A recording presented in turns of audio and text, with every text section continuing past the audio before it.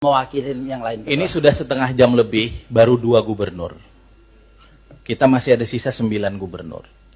Kalau kita ikuti Pak Rudi Masud, kita akan pulang habis Isya. Nah, kita main cepat aja. Coba Kang Deddy Mulyadi, coba kasih contoh yang cepat, silahkan.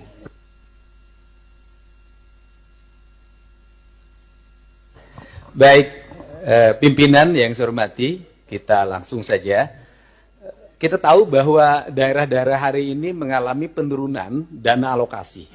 Bahkan ada beberapa daerah yang hampir tidak lagi memiliki kemampuan untuk memenuhi kebutuhan dasar pembangunannya karena dihabiskan untuk belanja pegawai. Ada pengangkatan P3K memiliki implikasi terhadap terkurasnya dana alokasi pembangunan dan DAU.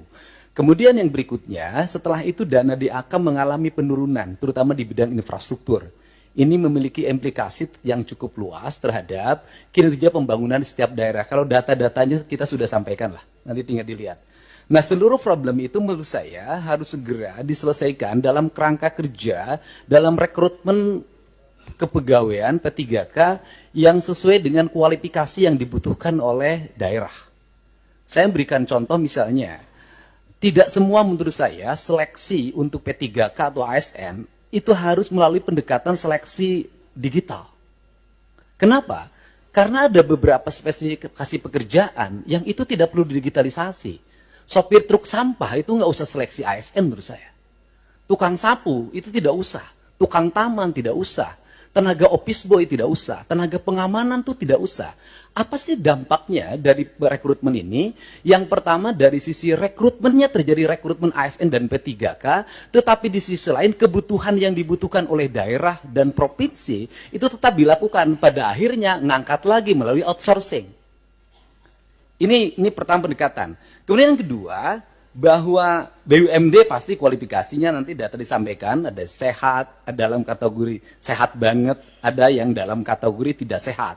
Yang tidak sehat kami lagi lakukan audit investigatif, kemudian nanti akan dilakukan 2 pilihan, diteruskan atau ditutup. Nah, problem dari BUMD itu di daerah itu satu saja, BUMD diisi oleh tim sukses. Itu problemnya, sehingga profesionalismenya dikesampingkan. Rambu-rambu ini harus segera dibangun dengan baik. Terus kemudian yang berikutnya, ini Jawa Barat. Jawa Barat ini provinsi menurut saya paling aneh. Jumlah penduduknya hampir 50 juta, terbesar di Indonesia. Tetapi jumlah desanya kecil dibanding Jawa Tengah. Jumlah kelurahannya kecil dibanding Jawa Tengah. Jumlah kecamatannya kecil dibanding Jawa Tengah. Sehingga desa di Jawa Barat ada yang menanggung penduduk satu desa 150.000.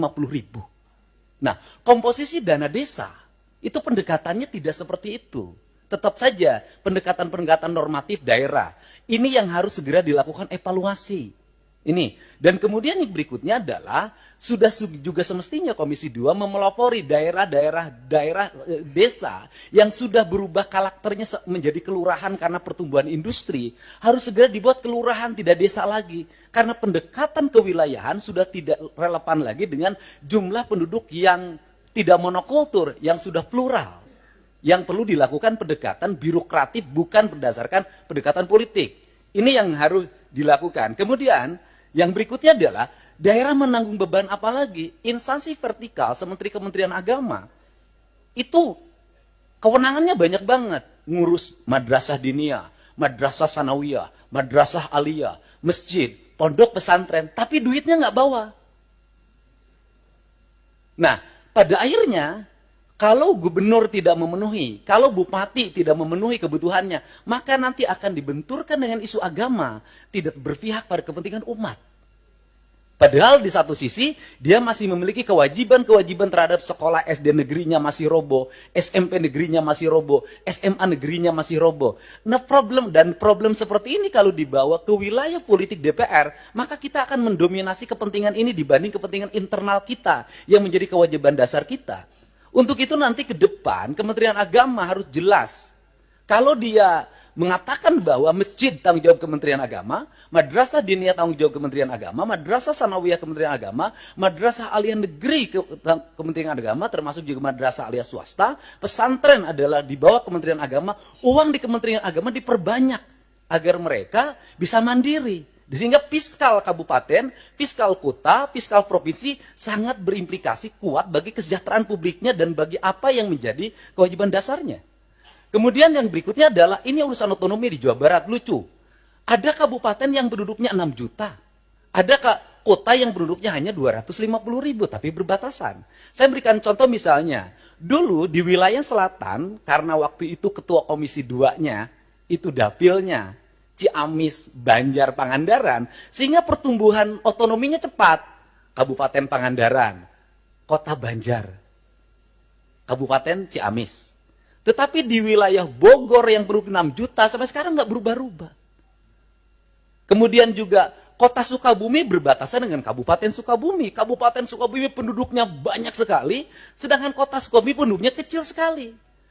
Kota Cirebon dengan Kabupaten Cirebon. Kota Cimahi berbatasan dengan Kabupaten Bandung, berbatasan Kabupaten Barat. Kotanya kecil sekali penduduknya. Tapi di sisi lain Kabupaten Bandung penduduknya besar sekali.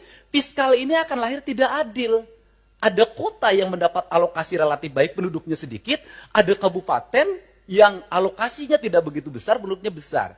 Pertanyaan saya adalah ke depan, bisakah dibuat inisiasi penambahan jumlah wilayah untuk sebuah wilayah? Misalnya, kalau Kabupaten Sukabumi susah sekali membuat daerah otonomisasi baru, bisakah sebagian dari wilayah Kabupaten Sukabumi diintegrasikan dengan kota Sukabumi, kotanya berubah jadi kabupaten? Ini percepatan untuk apa? Agar melahirkan rasa adil dalam percepatan pembangunan di Jawa Barat. Kemudian ke depan, bisakah dana alokasi umum standarnya bukan dari jumlah kabupaten, jumlah kota, jumlah desa, jumlah kelurahan? Bisakah standarnya adalah jumlah penduduk? Karena kalau pendekatannya hanya jumlah kota, jumlah kabupaten, jumlah kelurahan, maka Jawa Barat akan di bawah Jawa Tengah secara terus-menerus. Sedangkan beban residu akibat pertumbuhan industri berbatasan dengan ibu kota negara, berbatasan dengan Jakarta, itu memiliki implikasi luas dalam penanganan. Barangkali ini sebagai pengantar dari saya dalam pendekatan-pendekatan ke depan, dan ini amanah dari teman-teman di daerah. Semoga kebuntuan-kebuntuan ini bisa dilakukan percepatan-percepatan. Karena apa? Karena daerah diperlukan upaya-upaya kita untuk melakukan perubahan-perubahan, tidak boleh secara terus-menerus dengan pola monoton seperti ini. Nah, yang terakhir misalnya hari ini daerah harus beratraksi. Misalnya penurunan di sektor alokasi irigasi di BBWS. Itu kan harus ditutup lewat provinsi, karena itu kebutuhan dasar pertanian, kemudian daerah aliran sungai, dan itu berdampak pada banjir. Nah ini juga akhirnya kita banyak menutup. Kita ini, dan akhirnya berbagai kegiatan di daerah, itu berbagai kebutuhan di daerah yang sebenarnya itu menjadi kewenangan pusat, itu pada akhirnya juga ditutup lagi oleh daerah. Ditutup lagi oleh daerah. Ini barangkali sebagai gambaran umum, saya ucapkan terima kasih. Semoga pertemuan ini memberikan manfaat. Dan terakhir, tadi Pak Gubernur Kaltim mengatakan, Gubernur konten, alhamdulillah. Dari konten yang saya miliki, itu bisa menurunkan belanja rutin iklan. Biasanya iklan di Pemprov Jabar, kerjasama medianya 50 miliar. Sekarang cukup 3 miliar, tapi viral terus. Terima kasih.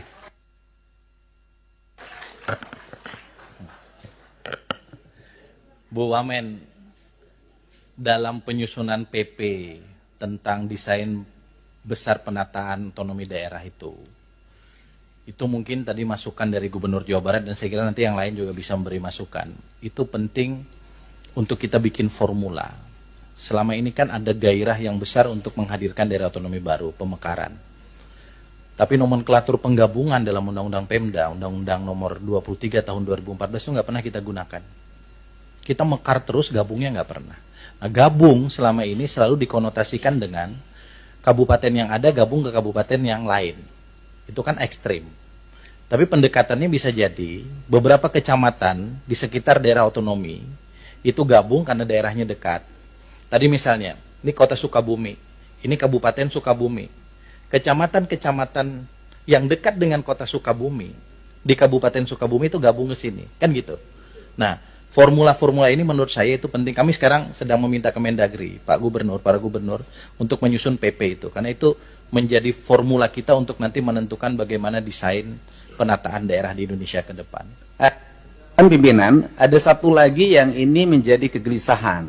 Adalah PPh 21, Pak.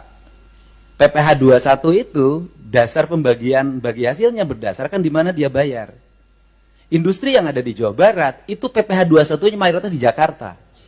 Sehingga dana bagi hasilnya untuk Pemda DKI pada residu industrialisasinya, resikonya, infrastruktur segala macam adalah tanggung jawab Pemda Jabar. Terima kasih, Pak.